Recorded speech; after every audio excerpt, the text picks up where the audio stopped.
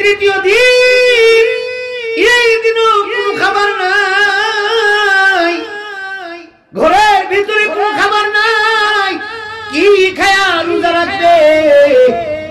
এই দিনও এক গ্লাস পানি খায়া রোজা রাখছে। পরের দিন হযরত আলী রাদিয়াল্লাহু তাআলা আরেকটা খেজুর আনছেন ইফতার করার জন্য।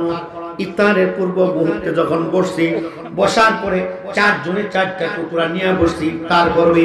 এই মুহূর্তে আরেকজন মদিনার একজন কয়েদি 2 বছর পর্যন্ত জেল খাটার পরে যখন মুক্তি পাইছে, বাড়ির দিকে রওনা করবে। এই মুহূর্তে খোদা লাগছে তো হযরত আলীর বাড়ির সামনে এসে দাঁড়াইছে, দাঁড়ায় সালাম দিছে, আসসালামু আলাইকুম ইয়া আহলাল বাইত, কে আছেন ঘরের ভিতরে?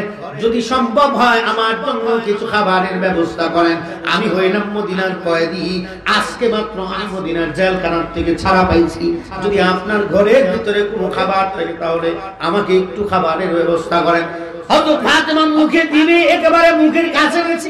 এই মুহূর্তে যখন ওই কয়েদি লোকটা যখন দরজার সামনে এসে এইভাবে হাত দিয়ে দাঁড়াইছেন, হযরত ফাতেমা এই দিন খেজুরের টুকরাটা কাপড়ের ভিতরে পেঁচায় হযরত আলীর হাতে দিয়া বলতেছে, নেন নেন, এই খেজুরের টুকরা নিয়ে ওই কয়েদির হাতে নিয়ে দান করে দেন।